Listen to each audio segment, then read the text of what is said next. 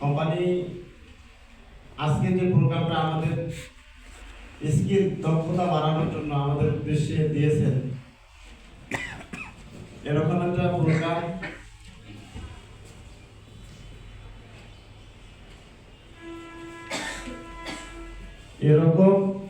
Programme যদি আমরা এককভাবে নিজ দায়িত্বে আয়োজন করতে চাই, তাহলে সর্বনিম্ন যদি কম খরচ হয় তারপরও 25,000 টাকার উপরে খরচ হয়। হলরুম ছাড়া এখন হলরুম যদি ভাড়া করি তাহলে এক্সট্রা একটা চার্জ দিতে হবে। বোঝা যাচ্ছে কথা? সবকিছু মিলায় বাংলাদেশ এমন একটি দেশ যেখানে ভালো জিনিসের কদর কম। ভালো জিনিসকে, ভালো মানুষকে অবহেলিত, লাঞ্ছিত করার জন্য অনেক মানুষ আছে। সম্মান দেওয়ার মতো, সম্মান করার মতো মানুষ খুব কম পাওয়া যায়। আপনার আমার মতো অনেক মানুষ আছে, বয়োজ্যেষ্ঠ মানুষ, আমার মতো প্যান্ট পরা, ইন করা, টাই পরা অনেক মানুষ আছে। কলা খেয়ে সাল রাস্তার ভিতর ফেলাই দেয়। বোঝা যাচ্ছে কথা? সিগারেট টানতেছে, টানাতে চা খাচ্ছে, বাবা রাগ করলে নাকি কে বাবা?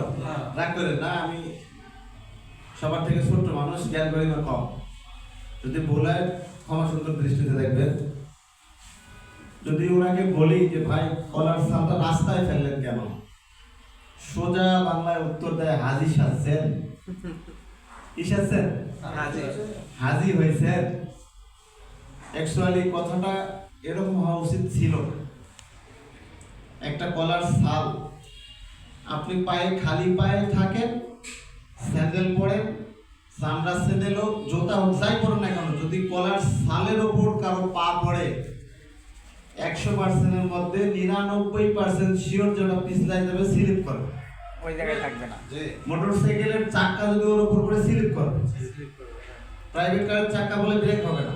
যাই পড়ুক না কেন, ওটাতে ক্ষতি হওয়ার সম্ভাবনা রয়েছে। আল্লাহ না করুক একজন গর্ভবতী মহিলা যদি রাস্তা দিয়ে হাঁটে আর ওর উপরেই যদি পাটা পড়ে, ক্ষতিগ্রস্ত হবে না? ক্ষতিগ্রস্ত হবে না? আচ্ছা, ওনার পেটে যে সন্তানটা আছে, ওই সন্তানটা যদি ডক্টর কামালউদ্দিন জাফরি সাহেবের মতো হয়, তাই না? এই কল্যাণপুরে একজন কিডনি ডাক্তার আছে, নামটা বলতে পারি না, উনি 150 জনের মানে 1000-এর উপরে কিডনি স্থাপন করছে। তিনি টাকা শুধুমাত্র মেশিনের চার্জ ছাড়া এক্সট্রা কোনো চার্জ দেন না। এরকম একজন ডাক্তারও তো ওনার পেটে থাকতে পারে কি পারে না? পারে না।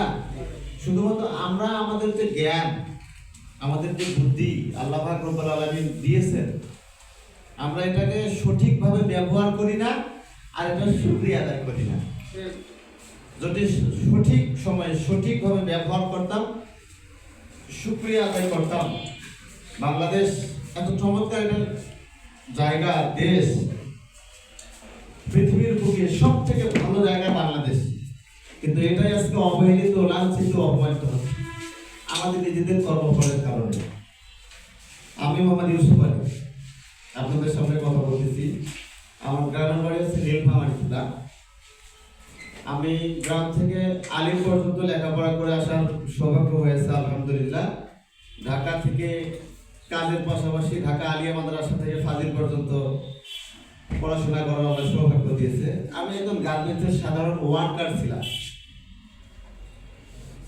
2013 সালের মার্চ মাসের 2 তারিখে ঢাকা শহরে আসি। 2013 সালের মার্চ মাসের 4 তারিখে হেমায়তপুরের আমার গ্রাফিক্স অ্যান্ড ডিজাইন লিমিটেডের একজন ফিনিশিং কোয়ালিটি ইন্সপেক্টর হিসেবে চাকরি দিই। সেই থেকে ঢাকা শহরে বেড়ে ওঠা, আল্লাহ পাকের অশেষ মেহেরবানিতে গার্মেন্টসে কাজ করাকালীন সময়ে অকথ্য ভাষায় গালিগালাজ, টাকা খাই আমি, গালি খায় আমার বাবা মা, তত পুরুষ, এমন একটা জায়গার নাম হচ্ছে গার্মেন্টস। দুর্বিষহ দুঃখজনক জীবনযাপন করতে হয় যেখানে আপনার ছুটির প্রয়োজন, আপনাকে ছুটি দেয় না। ছুটি দেয় ওনাকে যে নুডলস খাওয়ায়, ওনাকে যে বাসায় নিয়ে দাওয়াত খাওয়াই, ওনার জন্য যে আচার নিয়ে আসে, তার ছুটি তার গেট পাস আগেই রেডি হয়ে থাকে। আপনার আমার ছুটির সুযোগ নেই। ছুটি চাইলেই কয় তোমাদের নাটক দেখতে দেখতে আমার জীবনটাই শেষ। নাটক করি না, কাজ করি ওখানে। কি করি? কাজ করতে করতে জীবন বাঁচা না, ওই নাটক দেখতে দেখতে বলো আমার জীবন শেষ। মিথ্যা কথা বলতেছি? বাস্তব কথা বলতেছি। সকালবেলায় শরীরটা খুব খারাপ, আপনি ওনাকে গিয়ে যদি বলেন যে আমার খুব ভালো লাগতেছে না, আমি একটু মেডিকেলে যাই, বলে তুমি অসুস্থ, তোমাকে অফিস আসতে কে বলেছিল? অ্যাবসেন্ট করেছেন, অসুস্থ ছিলেন, পরের দিন অফিস গেছেন, আর মানুষ অসুস্থ হয় না, শুধু তুই অসুস্থ হয়েছে। মিথ্যা কথা বললাম? মিথ্যা কথা বললাম? এমন হেজিটেশন নিয়ে জীবন যাপন করতে হয়। এর নাম হচ্ছে গার্মেন্টস সেকশন। টাকা কম, জ্বালা বেশি। বোঝা যাচ্ছে কথা? অজস্র পরিশ্রম করতে হয়। জিএম স্যার যে রুমে বসে, মাথার উপরে একটা ফ্যান, পিঠের কাছে একটা ফ্যান, পাশে এসি লাগায় রাখছে, তারপরও মেকানিক যে চেক করে যে তার রুমের সবকিছু ঠিক আছে কিনা।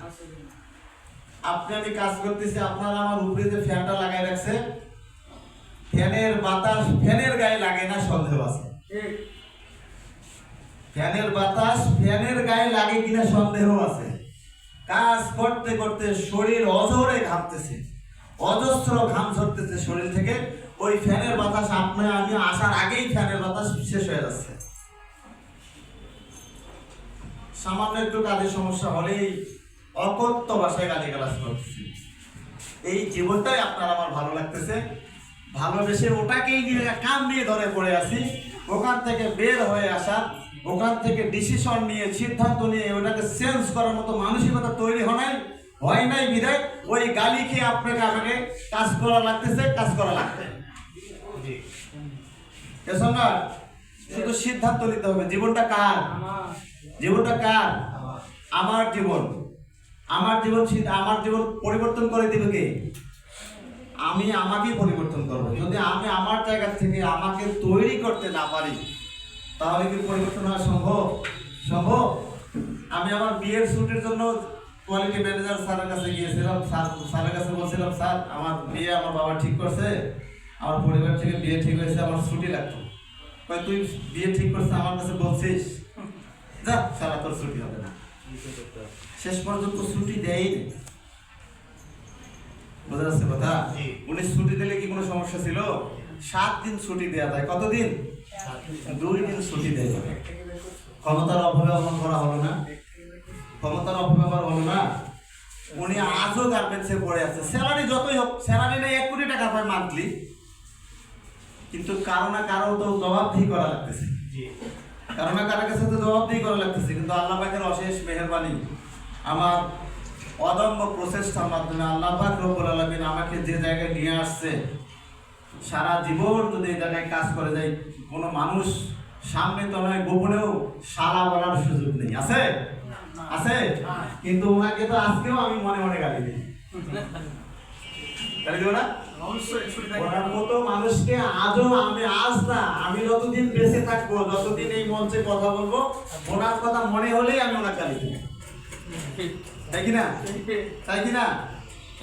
এজন্য সুযোগ যখন হাতের কাছে আসে, হাতের সুযোগ থাকে, প্ল্যাটফর্ম যখন আসে, কোম্পানি যখন আসে, তখন নিজেদেরকে, যারা আমরা এমএক্সএন মডার্ন হার্বাল ফুড লিমিটেডের আওতাভুক্ত হয়েছি, এমএক্সএন মডার্ন হার্বাল ফুড লিমিটেডে জয়েন করার মতো সুযোগ হয়েছে, আমি আমার থিওরি থেকে, এই ছোট্ট জ্ঞান থেকে, আমি আমার উপলব্ধি থেকে, আমি যতটুকু বুঝি, যতটুকু জানি, যতটুকু জেনেছি, যতটুকু বুঝেছি, MXN modern herbal food limited পৃথিবীর বুকে সর্বাধুনিক, অত্যাধুনিক, চমৎকার একটা প্ল্যাটফর্ম। যে প্ল্যাটফর্ম একবারে সর্বোচ্চ জিরো লেভেলের পরিশ্রম থেকে ইনকাম করা সম্ভব। হোক সেটা 75 টাকা, হোক সেটা 7,500, হোক সেটা 70,500। এসব নট একজন মানুষ জন্মের পর থেকে যখন সামান্য একটু পরিমাণ জ্ঞান বুদ্ধি চলে আসে তখন থেকে কিন্তু সে ব্রাশ করার অনুভূতি পায়। কার কাছ থেকে? বাবা মা দুজনেই ব্রাশ করে। ওই ব্রাশ থেকে তার মাথা ঠিক থাকে না। আমার ঘরে বড় ছেলেটার কথা, আমার ছোট্ট একটা ছেলে আছে, 1 বছর 2 মাস বয়স চলে। ব্রাশ নিলে আগে ও ব্রাশটা ওড়াতে দিতে হবে, ও মুখে একটু ডলা দিয়ে তারপর দেবে দাও, এরপর আপনাকে ব্রাশ করতে হবে। ওইটু বাচ্চাও যদি ব্রাশ তো করবে না, ওকে তো পেস্ট দেবো না আমরা, দিব? কিন্তু 2 বছর 2.5 বছর পার হয়ে গেলে তো ব্রাশ করার অভ্যাস তৈরি হয়, তাই না? তো যে ব্রাশ করার অভ্যাস তৈরি হয়, আমরা সেই ছোট্টবেলায় একটা পেস্ট দিই না ব্রাশের মাঝে? পেস্ট দিয়ে তো ব্রাশ করি। পেস্ট ছাড়া কি ব্রাশ হয়? পেস্ট ছাড়া ব্রাশ চলে? তেল ছাড়া কি বাস চলে? চলে? তাহলে পেস্ট ছাড়া ব্রাশ চলে না। কি চলে না? পেস্ট ছাড়া ব্রাশ চলে না।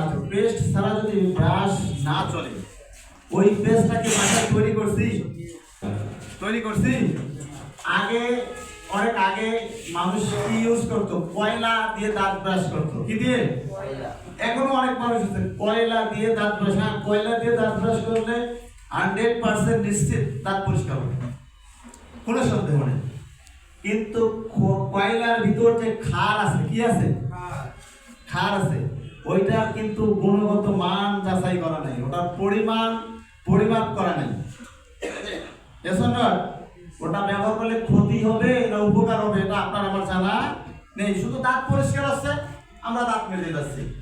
ঠিকই একটা সময় গিয়ে আপনার আমার দাঁতের মাড়ি ক্ষতিগ্রস্ত হচ্ছে। আমার মা এর বাস্তব উদাহরণ, পেস্ট ইউজ করতে পারতো না।